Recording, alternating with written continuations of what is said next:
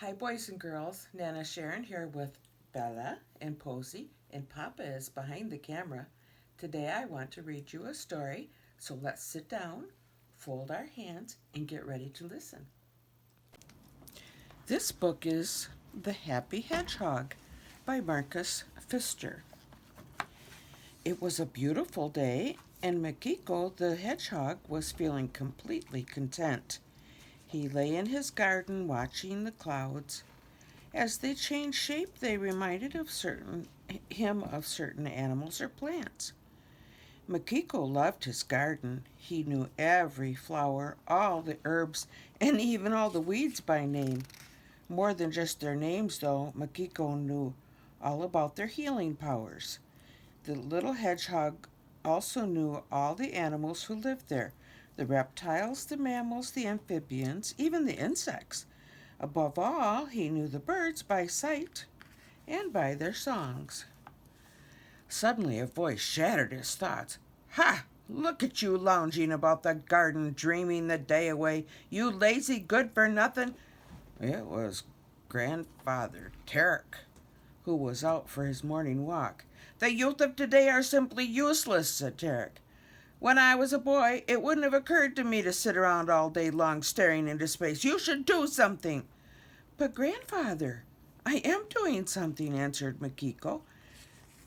I'm watching the clouds and observing the plants, and ridiculous. That's absurd. Wasting your time squatting in the grass and sniffing the flowers. You should take advantage of your youth to accomplish something important so you will be happy. Makiko answered, but I'm quite happy here in my... Impossible. Go and take a look at how others lead their lives. Shaking his head, Grandfather limped away. Makiko was confused. He didn't think that Grandfather Tarek looked particularly happy. What did others do that was so much better? The little hedgehog wondered. I will have to go and see for myself. Perhaps I'll learn something from them. He tied up a knapsack, that's what this is called, a little bag of belongings on a stick, and headed off. Suddenly, a tortoise spied Makiko. Hey, Tortoise, wait a minute, called Makiko. Why are you running? I'm in training, she panted. Training for what? Asked the little hedgehog. Training to be the fastest tortoise in the world. Makiko scratched his forehead. Isn't it a bit difficult to run with such a heavy shell on your back? Of course it is, said the tortoise. That's why I have to keep on training, but if I become the fastest tortoise in the world, I will be famous and happy. That sounded good to Makiko. Let me run with you, he said, and so the two took off. But soon Makiko gave up. He was completely worn out. The tortoise just kept on running, and she didn't even look back. There's Makiko way back there, and the tortoise kept on going.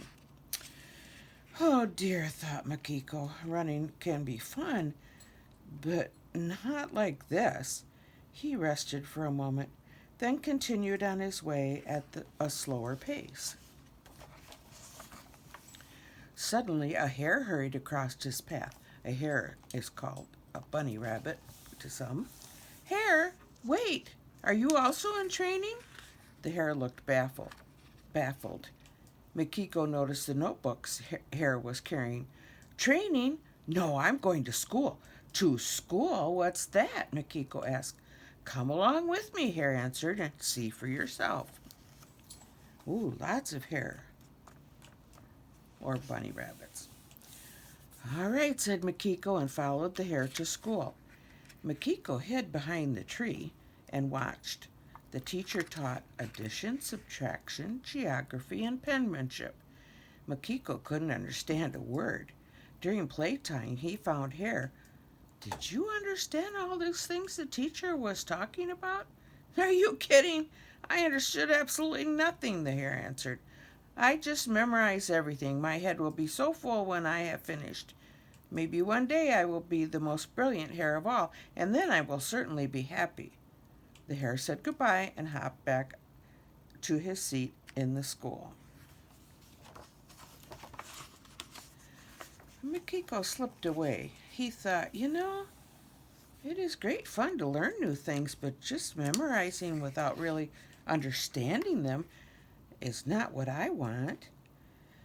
Deep in the woods, he heard a terrible grunting and growling in a small clearing. Badger was trying to lift up a gigantic stone. Can I help you? Makiko asked. With a terrifying roar, Badger heaved the stone high over his head and then suddenly let it thud to the ground. Makiko jumped back. You almost flattened me. What are you trying to do? I'm building up my muscles. I want to become the strongest badger in the world. Oh no, not again, thought Makiko. Why would you want to be so strong? Asked Makiko. What do you mean, why? If I'm the strongest in the world, then everyone will respect me. I wouldn't be afraid of anyone, and that would make me very happy. Makiko thought this over. There were certainly advantages to being strong. Could I give it a try? He asked. Of course, Badger grinned. Here, try first with a small stone. Makiko grasped the stone and struggled to lift it up. He began to sweat. He got the stone up as far as his belly, and it slipped to the ground and landed on his little toe. Ouch! Cried Makiko, rubbing his throbbing toe and whimpering. This is silly.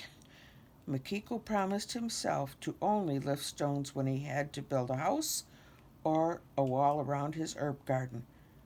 But just to get stronger? No, thank you.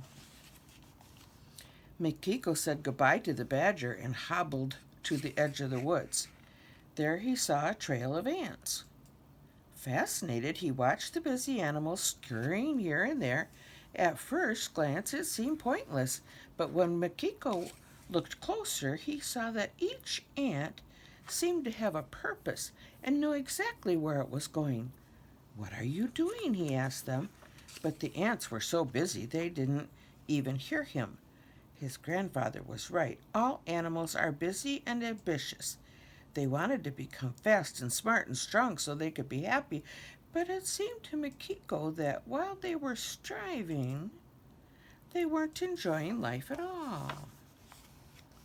Did Makiko really want to live that way?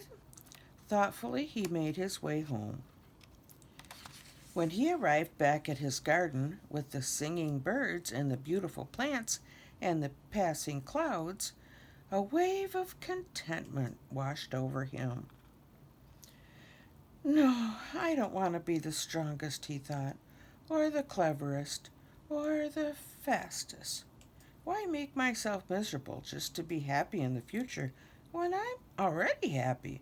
I like the way I am now, here in my home garden. Makiko heard a hoarse cough and turned around. It was his grandfather. So, Makiko, did you go out and learn something today? Yes, I did, Grandfather, but you're coughing. Sit down. I'll make you a cup of tea with herbs from my garden, mixed with fresh honey. That will certainly do you good. You think so? Oh, yes.